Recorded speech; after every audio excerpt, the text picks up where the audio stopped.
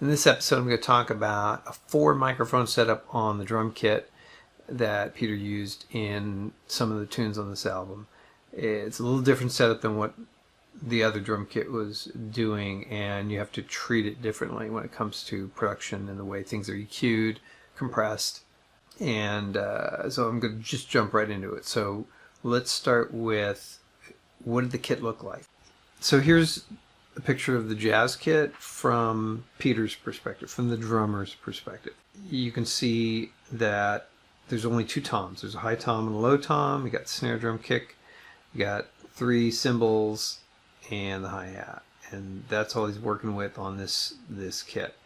So it's more of a traditional jazz kit, and it's more of a traditional jazz sound. And they only use 4 microphones. So if you look here, you'll see some microphones in the background. That's on the other kit.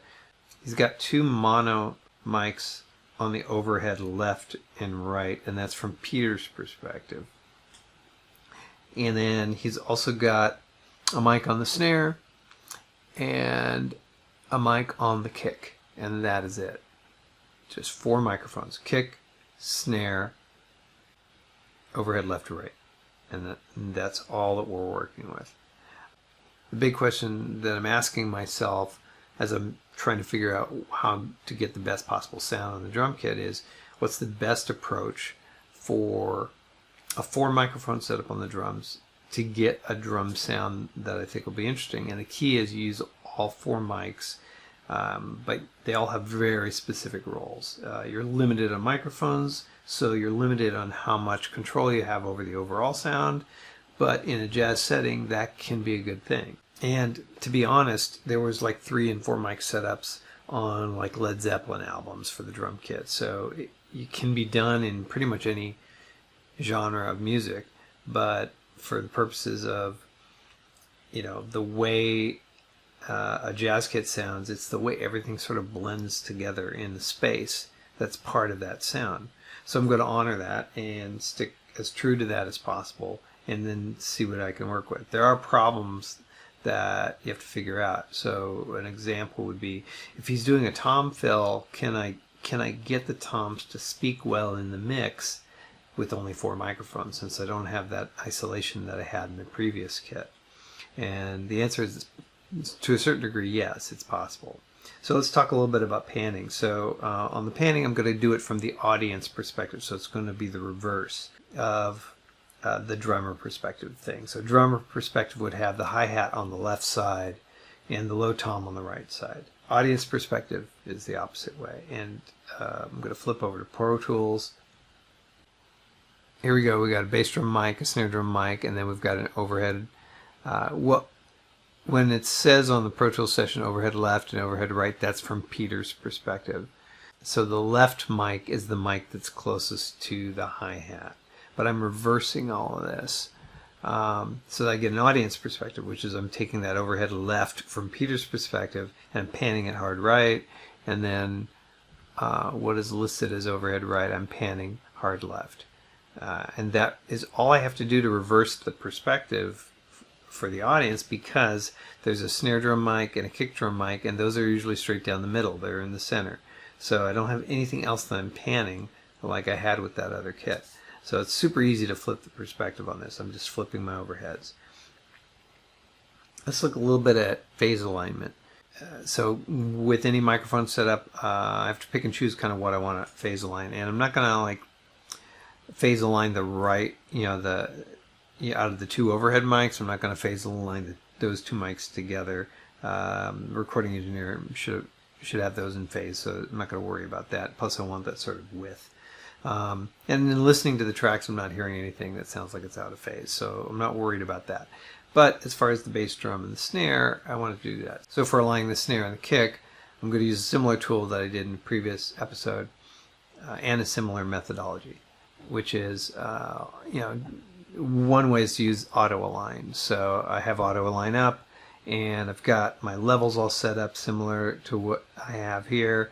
I've got delay and polarity checked, and then I just test everything out. I've already run everything, so if I go to my snare drum, it shows that the snare drum's 64 samples off, and on the bass drum it shows it's 24 samples off. I can use that tool, I can keep that tool in there, but for purposes of kind of keeping my CPU use down, I'm actually going to change, and I've written down those settings of bass drum 24 samples, snare drum 64 samples, and now I'm just going to purge the auto line tool because I'm not going to need it anymore. So let's go to the bass drum tool, and I'm just going to change tools to the time adjuster, because time adjuster is really low CPU intensive. So that bass drum were 24 samples, and then for the snare drum, switch to delay time adjuster, and that was 64 samples. Right, so now I'm using much less CPU, and I've got the values in there, so everything is happy and cool. That's the phase alignment, and I'll do a on-off just so you can kind of hear what it sounds like, you know, with the alignment and without it.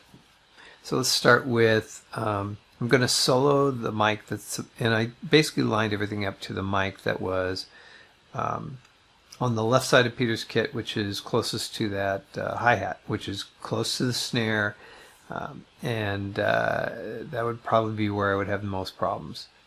So if I just listen to that track, I'm playing it from the head of my tune. So that's just the overhead, picking up the bass drum, the snare, and stuff like that, and the overheads. All right, and now this is that overhead mic plus the bass drum.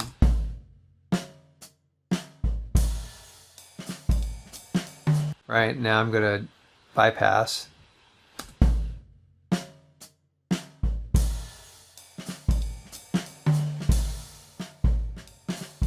Just a tiny bit more punch with that alignment. Let's listen to the snare with the hi-hat one. I'm going to bypass it first. This is just not with the time adjuster on.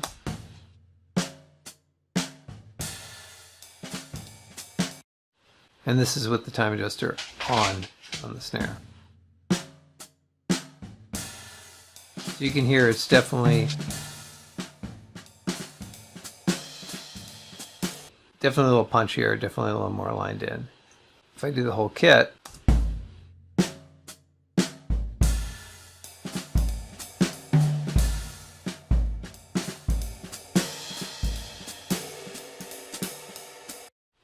everything sounds pretty good to me as far as the alignment.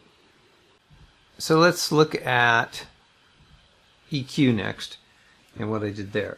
So keeping in mind that how do I get everything to speak clearly, toms, the whole kit sound.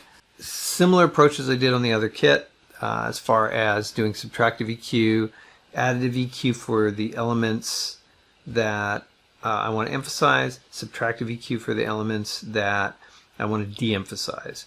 Let's take a look at the kick drum first. So pretty much the kick drum, it's a combination, similar approach like I did with the other kit, of using the FabFilter Pro Q for the subtractive stuff. I even have a couple things that I've disabled that I was experimenting with. But generally there were a couple of frequencies that I wanted to pull back on the kick, you know, like 187 Hertz, 349, 788, 1389, and 1714. There was some definite nodes that were resonating a particular way.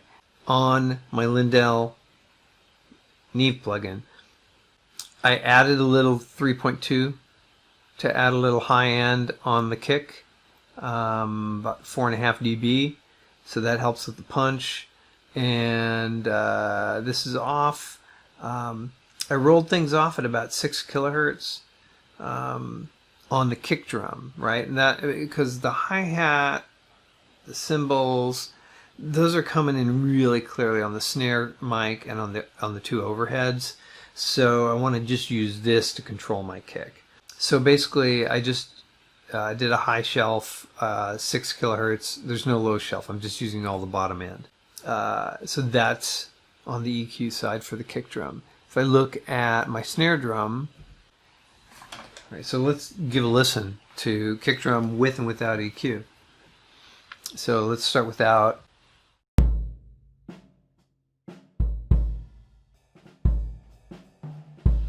right? I'll bring in the fab filter with the subtractive.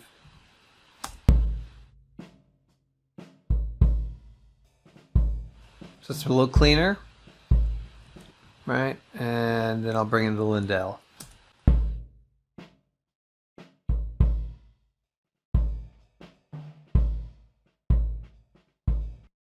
So that's a little cleaner, a little punchier. Let's go to the snare drum. So on the snare drum, I'm using a dynamic EQ, also the fab filter. About 200 hertz is where I get the body of the snare. What I decided to do here was push up the body of the snare a little bit, pull back about 490 hertz. That mid-rangey area, I just scooped some of that out because it was sort of getting in the way of the overall sound. And keep in mind, this might be a different way of treating a snare. It might be a little surgical compared to the way I would normally do it, but because of the 4 microphone setup, I'm picking and choosing what I want to get out of each microphone at its maximum value. All right, so that's the Pro Q. And then on the high end, I give it a little bit more. And you know, like if I run this and play it, I'm going to bypass the other one.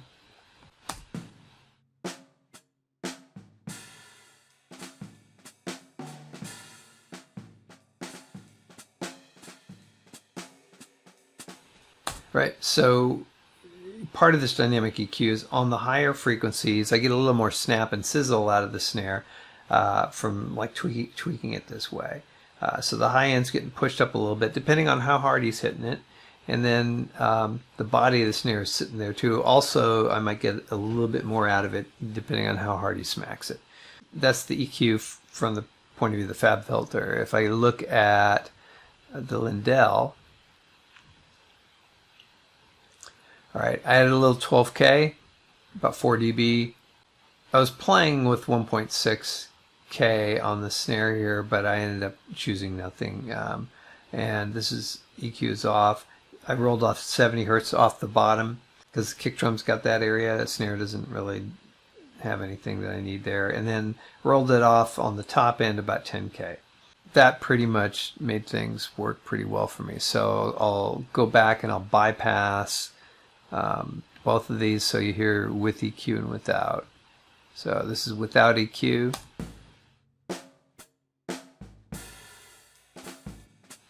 This is with the fab filter.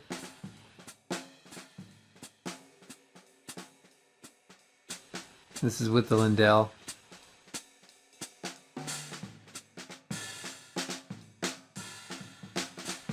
It's a lot brighter. It's not super thick or anything like that, but keep in mind it's a combination of multiple microphones. So I think the snare sounds like it has pretty good body when I have all the microphones up. So this is just kick and snare together.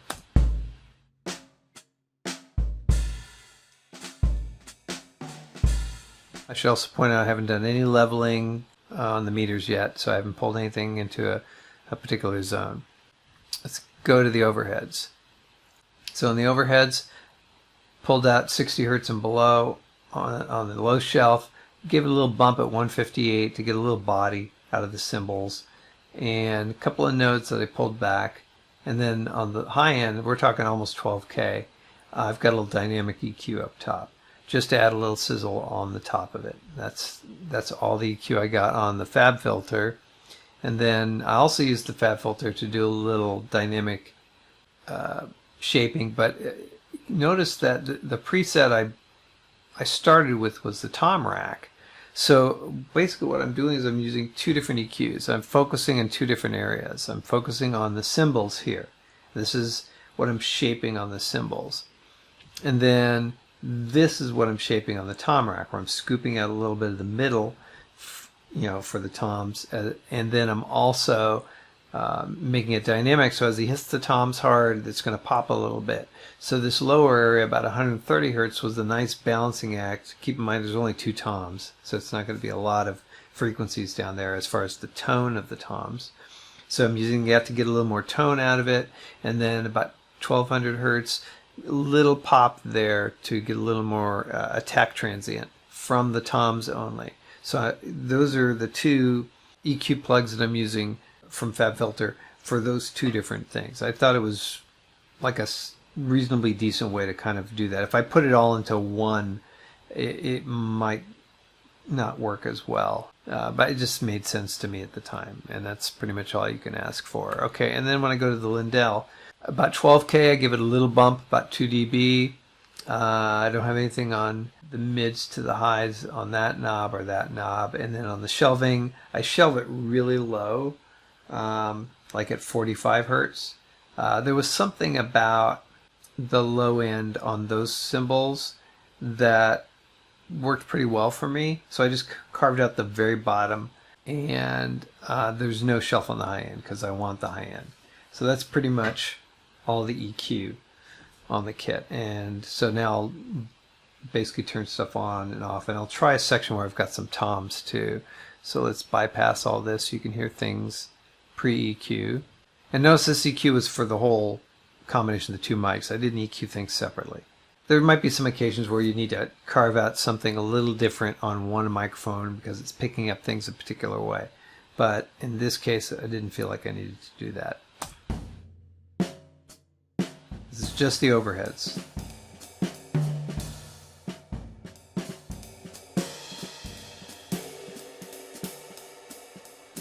This is just turning on the FabFilter for the cymbal tweaks that I did on the EQ.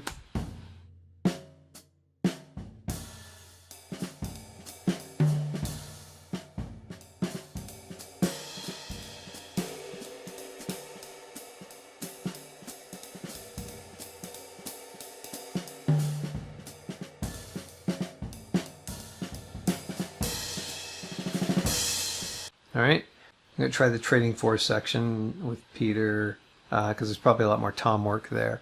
And then I'm going to kick in the second EQ.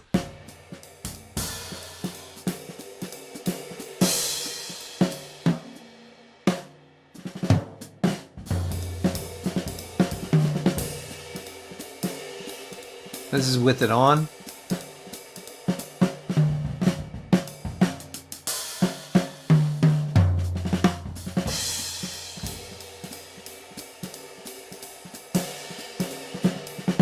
Right, and this is with the Lindell on. Getting a much more high-end little sizzle out of it.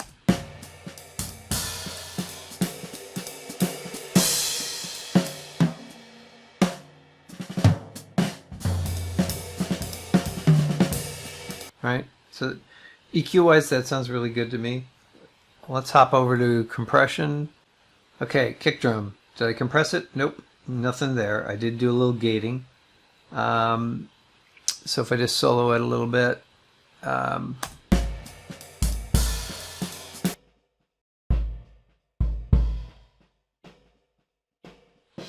You can see the gate working right here. So there's still stuff bleeding through, but it's sort of a slow, smooth drawback of some of that stuff. So I can just sort of focus on the kick. So that's the gating there. Let's look at the snare.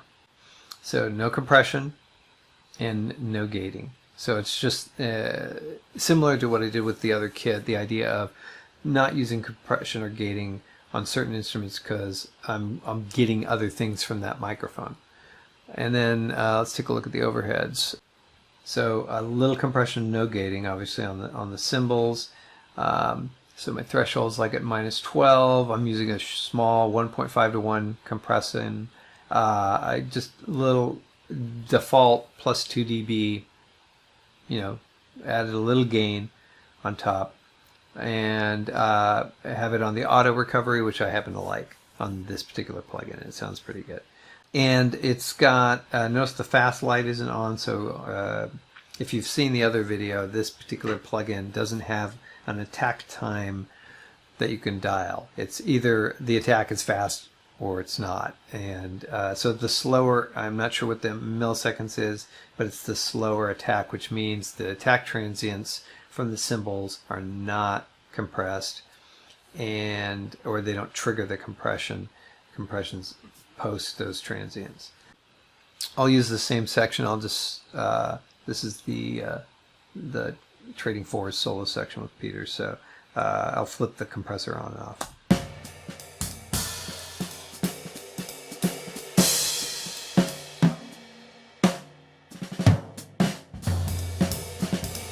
Right, and then on.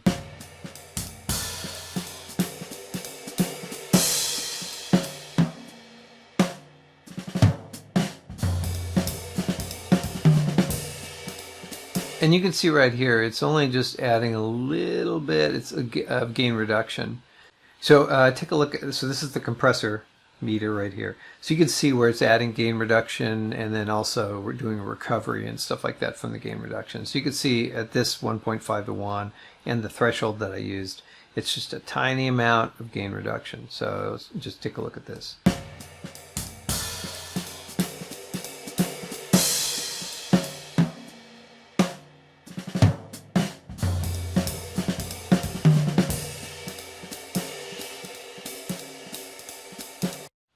That's the compression and the gating that I used on the kit.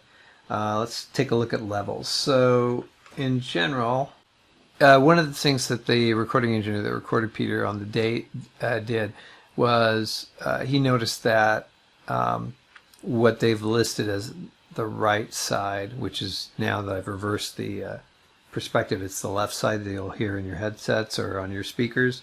He thought that side was a little hot, but that's where the crash cymbal is living, and sometimes when Peter be hitting the crash, it felt like out of balance with the overall sound of the overheads together.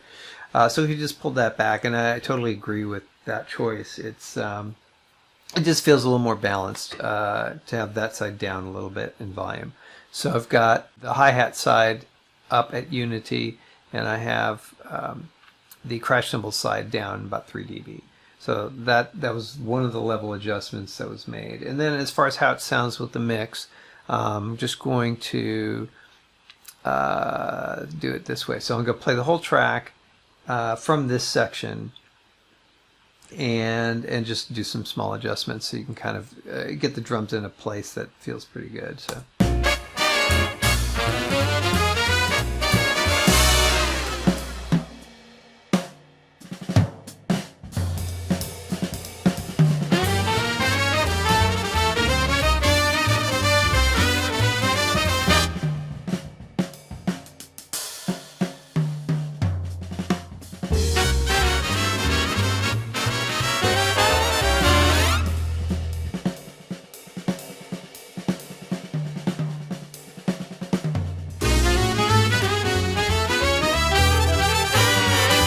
So about down 6.5 dB feels pretty good there. Let's do the snare.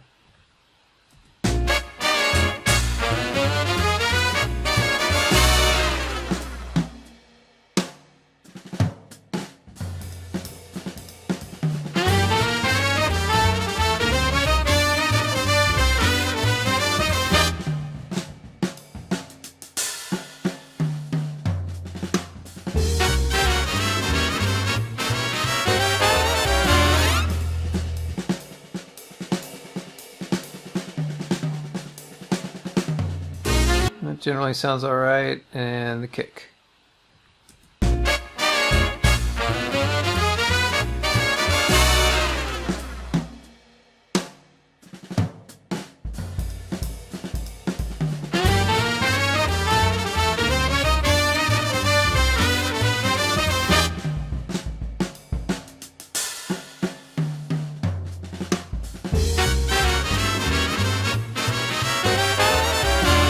That sounds pretty good for now. And I am like, as far as general level setting, this works pretty good for me. And just like anything, as I get to the final mix stage, I'll probably tweak it some more.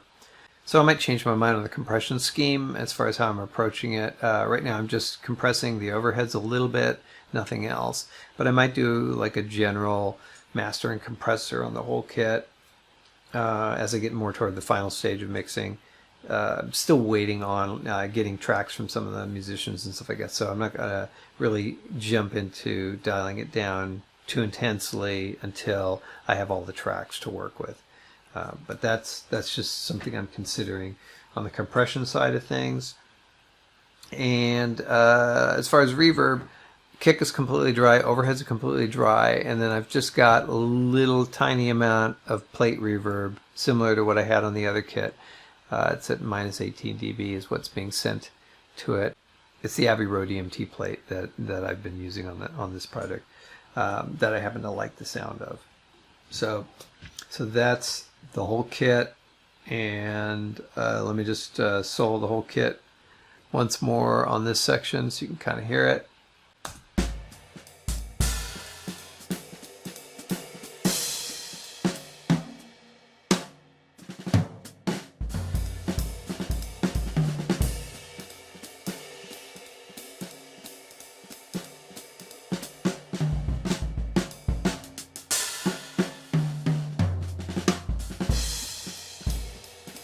Yep, so I think that sounds really good. That's the 4-mic kit setup that I did, and pretty much how I've worked it as far as getting a decent sound out of just the 4 microphones on this project. And there's, on the album, about half of the tunes are using the 4-mic jazz kit, and the other half are using the Fusion kit. So to recap, the philosophy that I'm using in a 4 microphone setup on a drum kit is to try and have it be a very holistic sound, where I use as much out of those mics in combination with each other and the blend of those mics together to get the drum kit sound. And for certain instances, like trying to get the toms to pop, you saw that I was using like a second EQ plug, just focusing on the tom frequencies that I wanted to emphasize, separate from the overhead cymbal frequencies that I was trying to sculpt. And I think that worked pretty well in this instance. As always, I encourage everybody to experiment around, try different things. There's no hard and fast rules as far as how you do things. There's a lot of best practices that you hear from a lot of people. Stuff like putting the snare and the kick drum in the center of the mix. But at the same time, I think where we do our best work is when you use the foundation of the knowledge base that you have, which is, you know, these basic concepts like with EQing, subtractive EQ, to take and de-emphasize certain frequencies that are causing issues, or additive EQ to focus in on areas.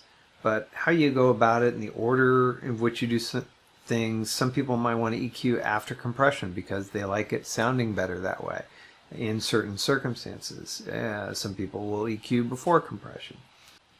It's really up to you. And so go out there, do great work, and we'll see you in the next episode.